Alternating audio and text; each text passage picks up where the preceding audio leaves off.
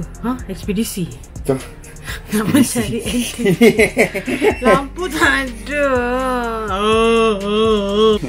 Bye. Hai semua. Kita bertemu lagi dalam Kisah Seram. Hari ni I punya lampu yang macam biasa ni dia kong pula. Kita pakai torchlight. So kalau keadaan dia berbeza sikit, harap semua tabah menghadapi kisah seram. Kali ni I nak share satu kisah yang dikongsi oleh Leman, bukan nama sebenar, tentang upacara ngangkung yang membawa maut. Sebelum I mula cerita, subscribe lah dulu.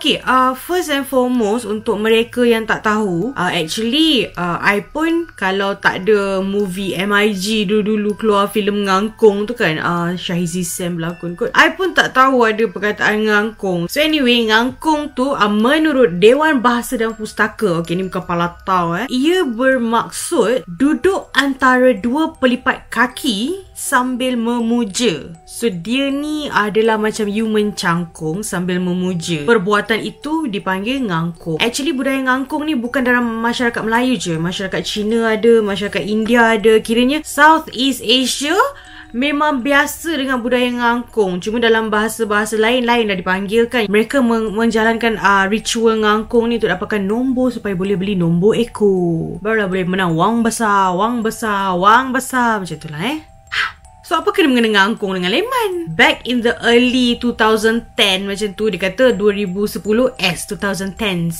So maybe dalam 2011, 2012, kita tak tahulah, 2011 lah. So dalam 2011 ni yang dia tak spesifik bagi tahu kita bila, Leman dia kata waktu ni dia baru berhenti kerja. Dia ni kerja adalah jenis kerja yang tak tahan satu tempat. Bila tak kena dengan jiwa je dia berhenti. Tetapi bila you berhenti kerja, bila you tak ada pendapatan tetap, so akan ada problem bila kos kehidupan meningkat. So Leman pilih untuk tinggalkan tempat dia kerja, mana dia bekerja lokasi tu, dia balik kampung. So I assume, sebab dia tak cakap, so I assume dia tinggalkan KL, dia balik kampung. Macam tu lah, sebab kos sara hidup dekat kampung dia kata lebih rendah. I tak tahulah waktu ni kampung dekat mana, sebab sekarang ni kalau I tanya siapa-siapa kat kampung pun kos kehidupan tinggi je. Semoga kita tabah. So okey lah, dah balik kampung, yada. Dalam kampung dia ni ada satu pakcik dia yang macam sort of dipulaukan keluarga, sebab dia satu hidup miskin. Tapi bukan sebab miskin tu dipulaukan, sebab pakcik dia ni malas bekerja. Sampai bercerai-berai keluarga pakcik dia ni tau, because dia ni tak nak bekerja. So kena tinggal isteri ni. So dia hidup seorang tu ombak ambing. Tiba-tiba dia tengok pakcik dia dah kaya raya. Kaya raya tau, bukan macam kaya, no, kaya raya dia kata. Sampai dah boleh bagi orang kampung pinjam duit dah. So macam mana orang yang tak bekerja ni boleh jadi kaya raya? So first dia syak mungkin pakcik dia ni terlibat dengan kongsi gelap. So adakah pakcik dia melakukan jenayah? So tak juga, sebab pakcik dia tak pernah keluar rumah pun. Adalah keluar-keluar rumah, tak adalah duduk terkurung je, taklah macam tu. Tapi tak nampak pakcik dia pergi bekerja, keluar, tak ada. So dia macam one day tu, bila dia dah kerja kampung, Leman dah start kerja kampung. Dia kata dekat kampung dia ada macam kilang baru buka kan benda. So dia kerja kat situ. Tetapi dia ni macam, walaupun dah ada pendapatan ni semua, dia terasa macam tak cukup. Faham tak? Sebelum korang cakap dia tak bersyukur ke apa ke, kadang-kadang manusia kan, setiap manusia ada keinginan, ada kemahuan. Jadi kita jangan judge Leman lah. So dia nak berguru lah dengan pakcik dia yang suddenly jadi rich ni kan. So dia try lah macam pujuk pakcik dia suruh bagi tahu yang macam mana nak dapat duit lebih, macam mana nak dapat duit lebih. So one day pakcik dia macam terbuka hati lah nak bagi tahu. So pakcik dia cakap pakcik dia ngangkung. So dia macam, ngangkung boleh dapat duit ke? Sebab bagi dia waktu tu, pemahaman dia tentang ngangkung ialah macam you pergi dekat kubur-kubur lama kan, you pergi kat sana sini tempat-tempat keramat, puja kan. Lepas tu akan ada benda dah datang bagi tahu nombor. So dia ingatkan macam tu. So dia kata berani gila. Bila pakcik dia keluar, macam jarang pula nampak pakcik dia keluar. Pakcik dia ngangkung kat mana? Kat mana ada tempat-tempat keramat nak pergi ni? Lepas tu dia kata katanya kalau nak pergi ngangkung kat tempat ni, you tak boleh pergi tempat yang sama banyak-banyak kali. Tak tahulah dia cakap. I tak tahu, I tak pernah ngangkung. Aku pergi satu tempat je lah. Lepas tu dia dah pelik. Satu tempat je? Aku ada jumpa tok ni. Kau kena bawa barang lama, kau bagi dia, nanti kau dapat nombor. So okey lah, dia kata nak ikut. So pakcik kata kau ada barang lama tak? Dia kata tak ada. Tak apa, kau ikut aku dulu, nanti kau tengok macam mana. Nak ngangkung ni kena hati kental. Okey lah, sebab dia ingatkan macam nak akan jumpa hantu tu akan pergi depan muka you dia 1, 2, 3, 4 macam tu ke apa, dia tak tahu kan. So satu malam tu dia ikut. On the way nak pergi rumah tok tu, sebab pakcik dia kan pergi satu tempat je, rupanya pergi rumah tok. Ada tok ni lah. Macam nak pergi rumah tok tu, tiba-tiba pakcik dia macam ada pit stop sekejap dekat bengkel mana entah. Lepas tu macam ada exchange barang. So it turns out barang tu lah yang nak dingangkungkannya. Dah sampai rumah tok tu ada satu bilik lah untuk buat upacara ngangkung tu. Cuma Leman tak dibenarkan masuk sebab bukan barang Leman. Kalau you bawa satu barang tu hanya untuk you je. So you tak boleh buat ramai-ramai. Sebab yelah nak beli nombor ekor ni, buat apa ramai-ramai nak tahu nombor sama. Kalau kita nak menang seorang. Itulah mereka punya cara-cara lah, strategi nak menang. So dah settle, macam dia kata tak lama pun dah settle. Pakcik dia keluar, esok tu beli nombor, pap! Kena nombor yang kena tau. Okey, tapi kat sini I nak bagi tahu semua orang kalau kita nak pergi beli nombor, kita boleh kena tangkap dengan Jabatan Agama Islam. So now back to the story. Diorang dua beranak ni, pakcik dengan anak buah ni, dia macam almost every week pergi. Kadang-kadang menang kecil, kadang-kadang menang besar, but you always have ribu-ribu lah. So dia tak rasa benda tu rugi. And dia kata pantang larang dia ialah kena habiskan duit tu. Duit tu tak boleh nak dibuat perniagaan ke apa ke. Tak tahulah, I tak tahu siapa punya pantang larang, but Leman cakap pakcik dia ajar dia duit tu kena habis. Macam once you dah dapat, you kena habiskan. You tak boleh bawa balik, you tak boleh nak buat makan. So tak kira you menang 1,000, habiskanlah 1,000 tu satu hari. You habis 2,000, you dapat 2,000, habiskan 2,000 tu satu hari. Semua kena habiskan satu hari. So Leman ni happy lah. Duit gaji dia simpan buat beli barang-barang dapur untuk mak dia semua. Tapi duit yang dia menang loto ni, dia belilah kasut ke apa ke. So dia dapat lah apa-apa yang dia nak. So semuanya berjalan dengan lancar. Happy semuanya. Ambil barang lama, hantar dekat tok. Tok pun buat ritual ngangkung diorang. Dapat nombor, esok tikam dapat grand prize. Happy. Until ada satu hari, time ni pakcik dia cakap, sebab dah bosan sangat main duit kecil, pakcik dia kata. So dia nak yang besar. So pakcik dia kata nanti esok malam dia nak pergi ngangkung. Kau nak ikut tak? Leman ni baru menang. So dia kata tak apalah. Dia kata pakcik pergi dululah. Sebab Leman dia tak addicted. Macam pakcik dia ni, pakcik dia boleh dikategorikan addicted tau. Macam almost every week nak pergi ni. Macam Leman tak. Pakcik dia always nak ada duit. Sebab duit tu kena habiskan sehari. So you menang 10,000, you kena habiskan 10,000 sehari. Esok you miskin balik. Faham tak? So pakcik dia ni macam berkeras nak pergi. Tapi Leman tak ada teman. So tak apalah, pakcik pergi sendiri. So Leman tak pasti pakcik dia dapat barang apa ke. Tapi yang dia tahu, pakcik dia dah pergi. Leman pergi kerja macam biasa. Tiba-tiba dapat telefon. Mak dia telefon pejabat, cakap boleh balik tak sebab pakcik dia katanya muntah darah. Leman dah pelik.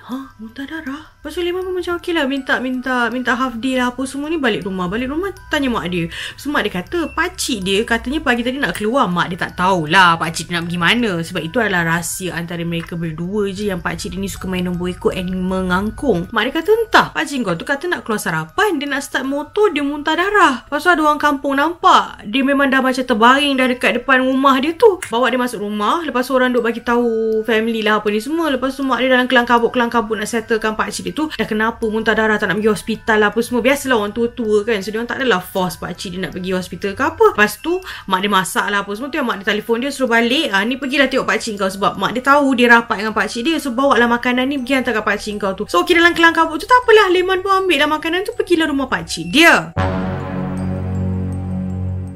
So Leman pun masuk. Assalamualaikum. Tak ada nyaut. Okay, tak apalah. Dia pergi kat bilik pakcik dia, tengok pakcik dia tidur. Oh, okay, tak apalah, orang tua tu tidur kan. So dia cubalah kejut. Lepas tu pakcik dia tak bangun tau. Dia kata, okay, tak apalah, nyenyak sangat. Tapi bernafas lah. Dia tahu pakcik dia tidur, bukanlah meninggal ke apa kan. Dia pergi dalam dapur, dia nak panas-panaskan lauk. Sebab dia tahu pakcik dia lah manusia yang suka makan lauk panas-panas. Walaupun mak dia baru lepas masak, tapi memang dia tahulah keluarga dia kan. So dia dah tengah panas-panas tu, tiba-tiba angin sejuk lalu dekat tengkuk dia. Angin sejuk, dia kata sejuk sangat angin tu. Mustahil ada angin sesejuk itu unless rumah you ada aircon. Pakcik dia rumah pasal aircon, cuma tidaklah di dapur. Dia dah pelik sebab tengah nak tengok api lah kan. Dia biar je lauk tu panas semua, cuma dia pelik lah, rasa sejuk Lagi sekali tau, angin tu lalu lagi. Sejuk, dia kata sejuk. Dia teruslah toleh belakang nak tengok. Dia terkejut, pakcik dia berdiri. Tapi bukan belakang dia. Dia macam dekat ruang dapur tu, dia ada macam laluan nak masuk tapi tak ada pintu. I faham lah, macam ruangan, macam potongan dinding macam tu lah nak masuk dapur, tapi tak ada pintu lah kan. So dia nampak pakcik dia berdiri kat situ. So kau nak kata pakcik dia hembus? Tidak lah takkanlah pakcik dia hembus angin sejuk kan. So dia terperanjat tu, dia cakap lah, ni mak bagi ni, Leman tengah panaskan, nanti kita makan sekali lah. So dia tanyalah pakcik dia, okey ke? Macam muntah darah, muntah macam mana kan. Macam nak tahu detail lah apa semua. Pakcik tu diam je. Sudah, dia kata, kenapa ni kan. So dia cerita lah pasal tu. Semalam apa cerita ni, tanya-tanya. Bila dia cakap pasal semalam ngangkung tu, pakcik dia senyum. Tak cakap apa-apa. Senyum, pandang je dia. Tak cakap apa-apa. Tiba-tiba sayup, dia dengar suara pakcik dia panggil dia. Macam tu tau. Dari dalam bilik. Kenapa ada suara panggil dari dalam bilik? Habis yang depan aku ni siapa? Yang benda tu tak bergerak, tak apa. Senyum je tengok dia. Memandang tepat kat mata dia, tak berkelip-kelip. Dari dalam bilik pula sayup ni, ya Allah. Dapur masih terpasang, dia kata. So dia menghadap pakcik dia tu yang dekat dapur ni, sambil dengar pakcik dia panggil dia pula daripada dalam bilik tu. So dia bergerak macam mengundur macam tu, keluar daripada dapur tu. Tapi sambil dia undur dia tu, pakcik dia tu ikut pusing tengok dia. So dia macam, okay, tak apa, dia pergi bilik. Dia pergi bilik, Allahu Akbar, tak ada pakcik dia. Pakcik dia yang terbaring tidur tadi tu dah hilang. So dia macam, alamak, yang panggil daripada dalam bilik. Dalam bilik tak ada. Dekat dapur tu siapa? Yang kat dapur tu masih pandang dia ni. Dari dapur tu masih pandang dia. Boleh nampak. Dari dapur tu nampak masih pandang dia. Bang. Pintu rumah pula. Siapa yang ketuk ni? Ketuk yang macam nak roboh punya pintu ni kan. Ya Allah, dia dah panik. Apa ke benda ni kan? Ya Allah, dia dah takut. Dia nak laung azan. Ada tangan tutup mulut dia dan tangan tu sejuk, beku macam ais. So dia tergamam. Azan dia tak teruskan. Tutup mulut dia macam tekuk tau. Memang dah lah sejuk, beku, tekuk macam tu. Leman dia tak tahu nak buat apa dah. Dia tengah takut. Dia nangis time ni. Dia memang takut gila dah sebab benda ni sejuk. Dia tak nampak pun apa yang tekuk dia. Dia tak boleh nak tengok. Tak tahu. Dia tak boleh nak describe, dia kata. Sebab time tu memang otak dia tengah blank gila. Slowly ada suara bisik dekat telinga dia. Leman, pakcik kau dah mampus. Sekarang giliran kau.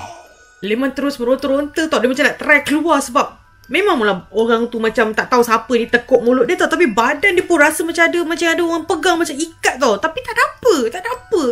So dia tengah meronta-ronta nak lepas lah daripada benda Allah ni kan. Dia baca Al-Fatihah lah dalam hati. Sebab mulut dia tak boleh nak keluar apa. Dia baca dalam hati. Benda tu bisik sekali lagi. Tuhan laknat orang syirik macam kau.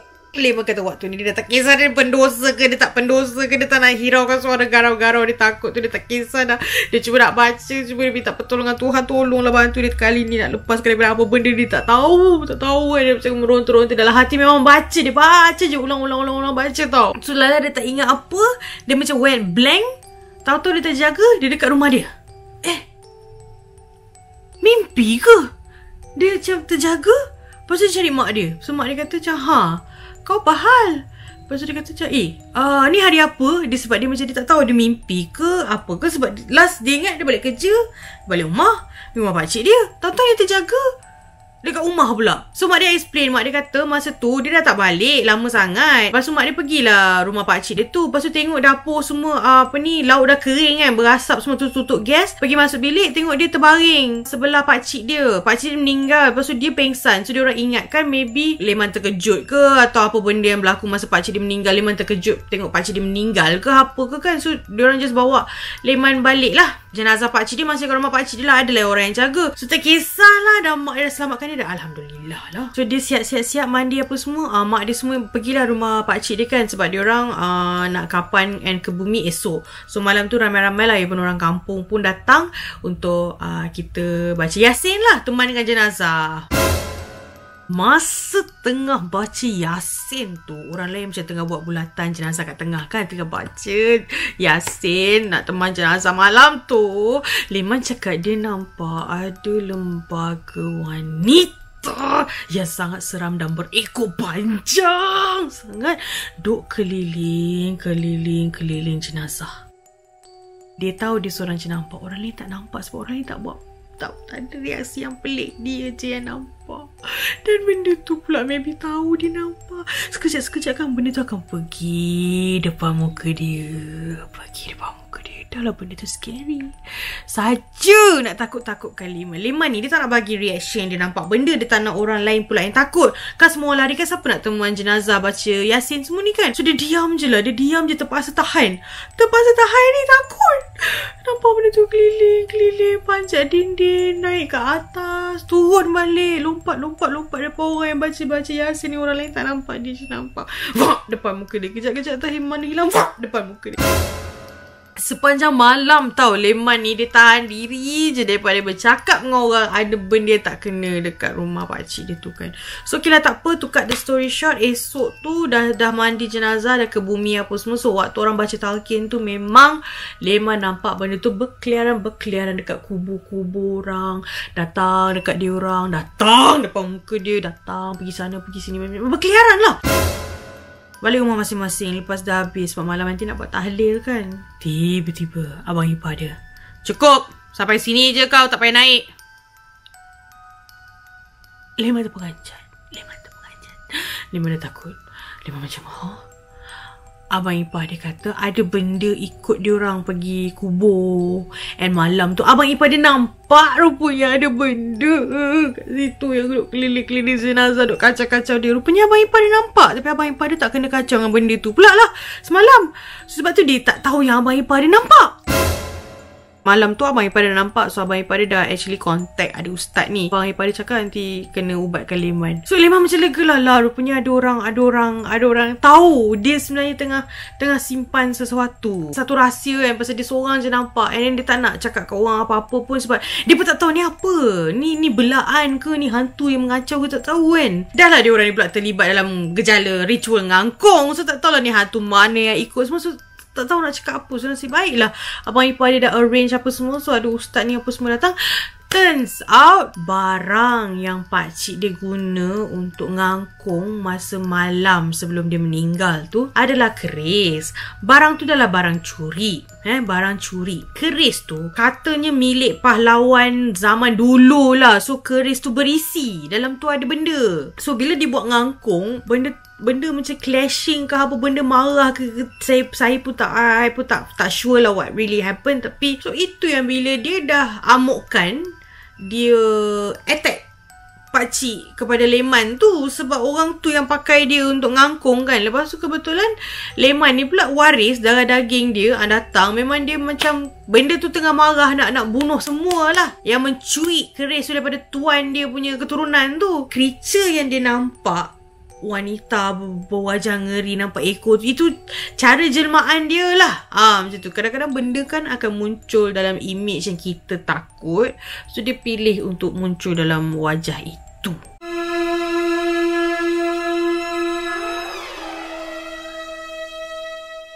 Okey, itu saja kisah yang I ada untuk kongsi dengan kalian kali ini tentang ngangkung. I ada pesan, Kalaulah Janganlah pergi beli nombor ekor. Kalau nak sangat lah beli nombor ekor ni, Allah macam mana ni, takut nak cakap ni. Tapi kalau nak beli sangat, macam ni lah, Macam ni lah. Okay, kita buat rumusan macam ni lah. 1, nombor ekor tu dah memang salah. Kita tak boleh berjudi. Nombor 2, ngangkung lagi lah. Tak boleh. Kita syirik. Kita menduakan Tuhan. Kita ni semua pendosa. Janganlah tambah-tambah. Betul, kadang kita ni memang rasa duit kita tak cukup. Kadang-kadang bukan sebab gaya hidup pun. Kadang time itulah kereta nak kena servis, time itulah road tax nak kena renew. So I understand bila orang cakap duit gaji kadang rasa tak cukup. Gaji berkat tak berkat, I tak nak sentuh. Tetapi I nak cakap itu adalah perkara yang normal. Bila kita dah kerja, kita rasa gaji kita tak cukup. Gaji kita cukup untuk rumah, api, air, makan, duit bayar bulan-bulan kereta. Tapi bila termasuk road tax, termasuk masuk bengkel, termasuk tiba-tiba kita sakit, masuk hospital, semua-semua tu kan kos tambahan. So akan ada momen bila kita rasa gaji kita ni tak cukup. And mungkin akan ada momen kita rasa tak ada cara lain. Pergi beli loteri, itulah cara cepat dapat duit. Sebab macam Leman cakap, kadang menang 1,000, kadang menang 10,000. So benda-benda tu yang buat rasa macam membantu. Cuma I nak tekankan kat sini, secara logiknya, lottery is easy money but benda tu dilarang. Kita tak boleh berjudi. Logik akal ni memang akan cari cara je untuk menghalalkan apa yang kita buat walaupun salah. Pengajaran daripada kisah ini, jangan mengangkung, jangan main nombor, jauhi pemujaan, ritual apa semua ini salah. Jangan. Nanti orang kata, oh kiranya kalau pakcik tak guna barang curi tu mungkin pakcik dia hidup lagi. Betul, mungkin pakcik dia hidup lagi kalau tak guna barang curi keris berisi. Tapi kalau kita elakkan terus ngangkung, mungkin kita tak kena kacau hantu, tak perlu nak berdepan dengan ritual hantu, tak perlu nak macam ganggu setan ni semua nak tanya-tanya nombor, tak payah. And I'm sure Leman dah tak main nombor dah pun I rasa. Sebab dulu pakcik dia yang bawa dia ngangkung kan. Lepas apa dah jadi ni, I am sure Leman pun dah tak buat dah semua ni.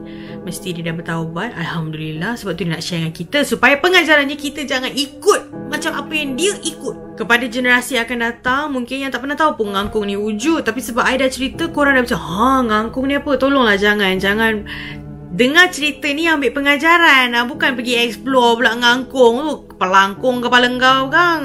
Fahami cerita ini. Dia menceritakan macam mana ngangkung ni mengorbankan jiwa dalam keluarga dia. Jadi anda yang dengar ni, tolong letak dalam kepala otak tu yang ngangkung ni boleh membawa maut. Pakcik kepada Leman ni meninggal sehari selepas dia ngangkung. Ajal is ajal. Orang akan cakap asbab nak jadikan cerita dah ajal dia. Betul. Tetapi boleh tak kita ambil konteks ni, jangan pergi ngangkung. Okay, andai anda ada kisah yang lebih kurang sama atau kisah seram yang lain-lain, boleh hantarkan kepada email yang tertera di bawah. And kita pun nak tutup dah 2022. Ini adalah video terakhir untuk 2022 daripada saya. InsyaAllah kita akan jumpa tahun depan. So mana ada kisah-kisah yang tak keluar tahun ni, kita akan carry forward tahun depan. Jangan risau. So selamat tahun baru. Semoga tahun 2023 akan lebih bermakna dan lebih hebat dan lebih membahagiakan. Bye. Assalamualaikum.